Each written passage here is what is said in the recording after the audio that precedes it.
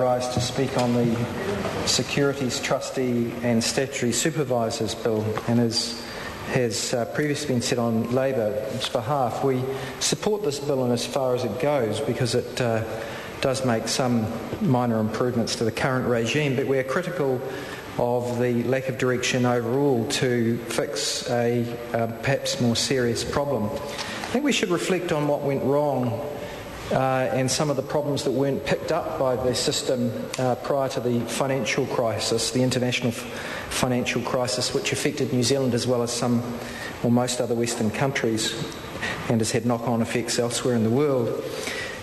An economist, Hyman Minsky, who died about 10 years ago in the United States, said that the principles of financial regulation around the world were fundamentally wrong because they were based on a premise that financial institutions are inherently self-correcting and stable, and that if one of them makes a mistake, well, they get cleaned out and somewhere else in the system picks up their share of the market and everything self-corrects.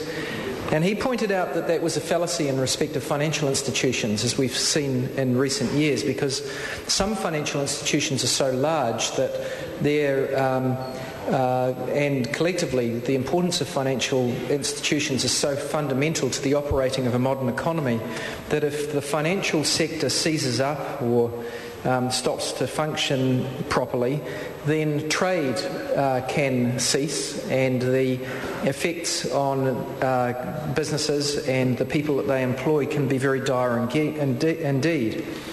And Hyman Minsky's theory was that the longer the period of economic prosperity, the more risk-taking you see on the part of financial intermediaries.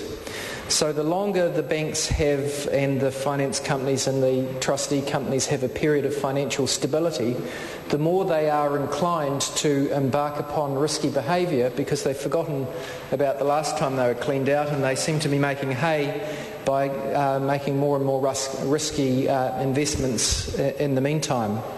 And so he said that as a consequence, he said a couple of things. He said, firstly, economies need lots of financial institutions rather than dependence on a few. And that's a very pressing problem in New Zealand, given our reliance on 5 large banks disproportionately compared with most economies, and the disappearance of much parts of our secondary finance sector in the form of finance companies and some unit trusts. So he said, firstly, you need to take care in an economy to have a large number of financial institutions rather than too much reliance on the few, because if the few then stop to operate, you create risks.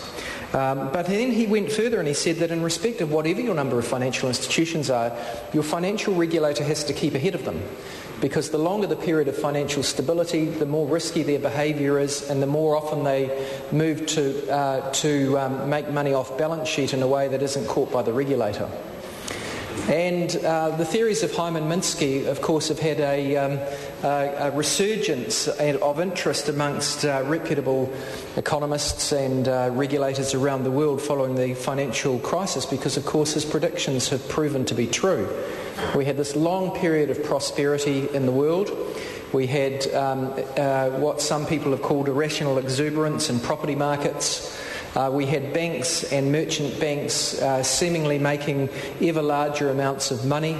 And the reality is, we now know it, was that they actually did so through transactions which were imprudent, to say the least, and in respect of some of them, they were close to dishonest, and still others were completely dishonest once they were unpicked.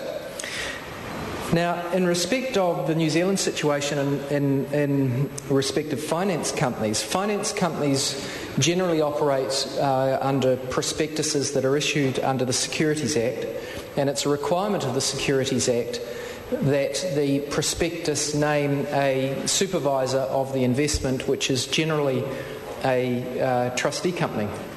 And those trustee companies have a supervisory role. They're meant to ensure compliance by the finance company or the unit trust or the group investment fund with the terms of the trust deed, and generally oversee matters on behalf of the investors, and they're paid a fee for that, and that's how they make their money. It's pretty clear that there has been some failure in that system. I would say that there has also been a wider failure, and that is the wider failure on the part of the regulators to keep ahead of poor practice amongst financial intermediaries, be those financial intermediaries banks, finance companies, unit trusts or group investment funds. And the last few years we've actually seen poor practice by all of those groups. Now, the banks would say, and it's true that in the global context they're quite strong, the New Zealand banks, backed as they are by their strong Australian parents. Nonetheless, the banks were partly responsible for the problem because they lent to ever higher security margins and fed the consumption boom as much, in fact, more than any other sector more than any other part of the financial sector. The banks fed more money into the beast. That in turn pushed the finance companies into riskier lending propositions because their part of the market was being gobbled up by the banks that themselves had moved into a riskier part of the market. So the finance companies and some of the unit trusts moved into riskier investments than they had previously been making. Now, all of those things, I think, point to some form of regulatory failure in the system, and it's not all the fault of the banks and the unit trusts and the group investment funds and the finance companies, although obviously if they're making the investment decision they must bear first and most of the responsibilities for the things that went wrong. But the regulators should have been ahead of them. The regulators should have been listening to the likes of Hyman Minsky and other people of that ilk who were warning of the tendencies that were apparent for some time. The regulators are very good at coming around along later and saying, "Oh, you have been wrong," but with respect to them, I think that they didn't perform adequately in terms of seeing some of these problems earlier.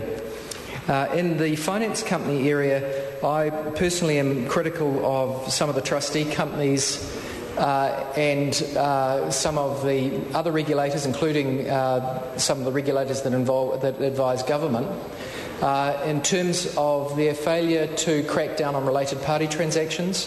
I think the greatest shame of these finance companies has been where they have been lending to their own directors or to family members of those directors or to family trusts that were related to the directors. And there are plenty of instances that are now coming to light where there has been related party lending. There haven't been appropriate securities taken, haven't been personal covenants taken from trustees, even though the assets have enriched the trustees. Have enriched the assets of those trusts. There have been plenty other instances where the funds that were invested by ordinary New Zealand investors and finance companies have ended up in the pockets of the directors or related parties of those directors without much apparent recourse under the securities that ought to have been taken at the time. So there has been failure by trustee companies. Now, one area where I think that the Labour Party is critical of this bill, because it goes some way to impose some greater duties, but it doesn't move to the model that is applied in both the United Kingdom and Australia, where they have a central regulator who has more powers than the New Zealand Securities Commission. And they effectively take some of those roles that have sat with trustee companies, rather ineffectually at times, and they say those roles should pass to a central regulator. And that's something a bit similar to that which is recommended by the Capital Market Development Task Force, which reported to the government not that long ago. And so whilst this bill makes is